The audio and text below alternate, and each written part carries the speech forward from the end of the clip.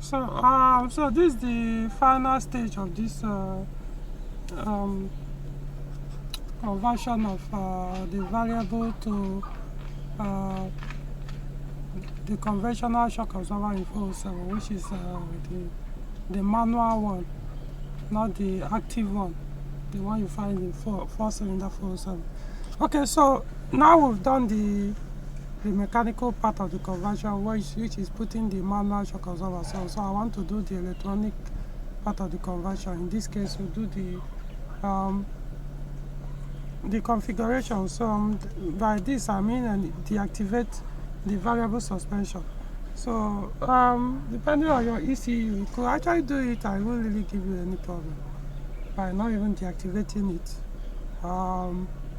But one of the ways to know that the variable suspension is still affecting every other system of the car, like the directional xenon headlight, is this beam light. So in that case, you will need to activate your beam light, put it on. If it's not on, but this is what I mean. This tail light here, that green light, you need to put on your beam light. But this one is on daytime running light, so it stays on once the engine starts running. So you need to put it on so that, or put on your beam light so that you drive the car with this. If there is still a problem, you see this will start blinking, and you start getting warning here and probably here, telling you your headlight, automatic headlight has a problem. So it means that those travel sensor, no, not the travel sensor, height sensor on the what you call lower arms or lower wishbones, those ones have detected that the height of the car has a problem. So in that case, it's still working with the variable suspension. Now this thing can do some of this problem, blink, if like your brake light switch is faulty. So don't assume that once it starts blinking, it means your shock absorber is bad or this and that. So, but in this case, after the configuration, if you drive it, if it's blinking, then there's a problem. It means you didn't get the conversion right. That is the configuration. So, in this case, anyway, I've driven the car without even this configuration, and it hasn't blinked. So, but I know I need to do it. Some 407 VCs, immediately you do that conversion, it start warning you. Even without this thing blinking, it will start telling you all kinds of variable suspension, what is it called? Suspension faulty or something like that. Okay, so let's get to it. I want to switch off the car to do that. So, switch on ignition. Okay, so I've already put the system. I hope you guys can be able to see this. Don't know. So you go to the BSI unit, enter it. I'm using the old version of the software for this tutorial. Okay, switch off the ignition and on it again. I have the other version, but I just want to use this one. So depending on the version you have, it might look different, talking of the software. So okay, so let's scroll down to the configuration. Alright, so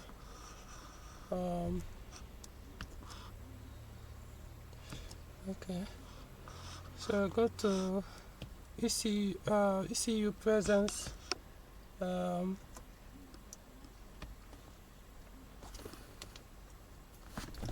you scroll down. If there's you see if the option is here, you see piloted suspension.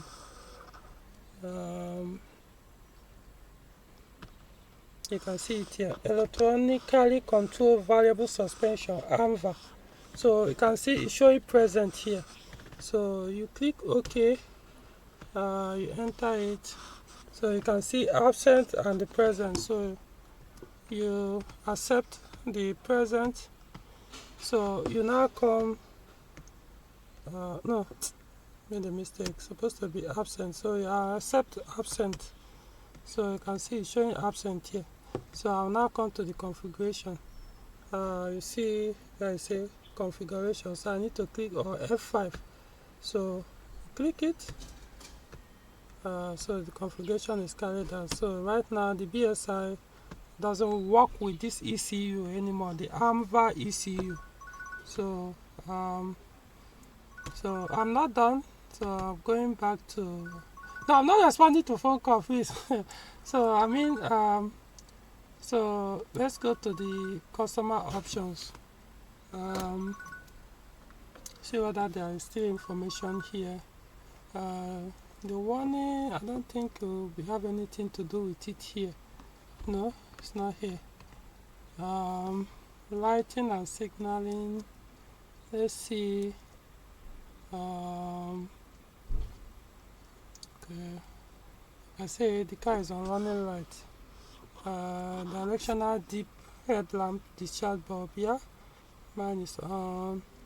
So nothing to do with it here. The piloted engine compartment. Let's see. Of course, if yours is automatic transmission, then you will have to go there and deal with that. I don't know who is calling me right now. I'm busy. So actually already I've set this one to absent before now. So okay, moving on. Power steering. Okay. So yeah, so you need to come to the engine ECU on the BSI section where you do the configuration of BSI to configure it. You can see it's absent. You can change it to present if you want to, but let me show you. You can see absent, present. So so I don't need to do any configuration here. So basically, I think aside this BSI and the engine ECU, I can't think there's any other place for you to configure. But you can still need to check to be sure. Don't bother going to the AMVAR ECU itself, because what you are trying to do, you are not disconnecting the ECU of the piloted electronically variable control suspension, but it's just that you don't want it to work with the shock absorber itself, so that ECU can still work with every other vehicle system, electronic systems, but just not with the shock absorbers, so that it won't affect every other thing. So I think that's all. I think for this car, this is manual, so I don't need to enter the transmission ECU, which doesn't exist here, to see if the configuration is there to deactivate it. So basically it's these two that is most important, but how to know that is you start the car. Okay. So now the car started again. So you want, when you drive the car, if the configuration, you've gotten it right, you won't get any warning here. This one will stay on.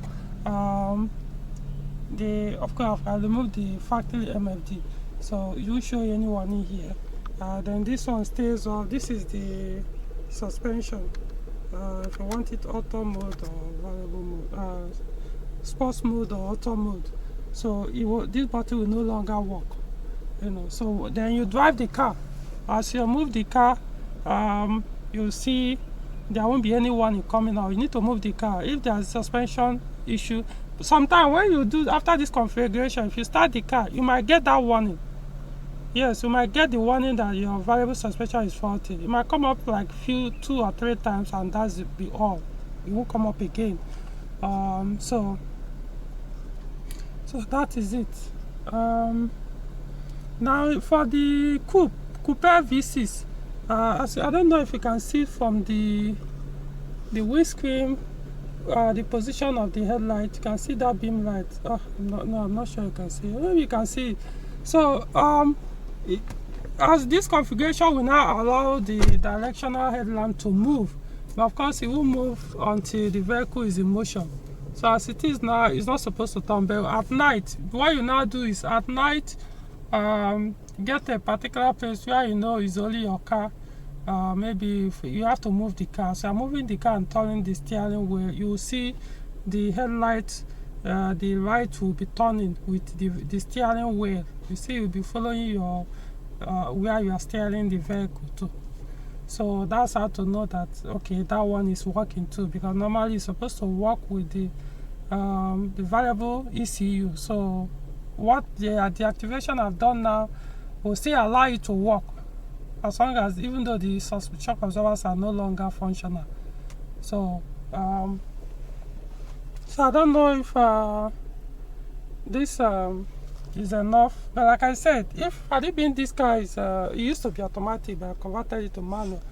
Right now it has the manual ECU, so if not, I would have gone into the automatic transmission ECU as well to see if there is an option to deactivate the transmission, no, the suspension, the variable suspension, or the variable shock absorber, not the suspension itself, you know, because like I said, the other part of the suspension that are still electronically monitored, like that height sensor on the wishbone is still doing its work. There are also height sensor at the back or the rear of the car, on the rear axle, or what is known as cross member.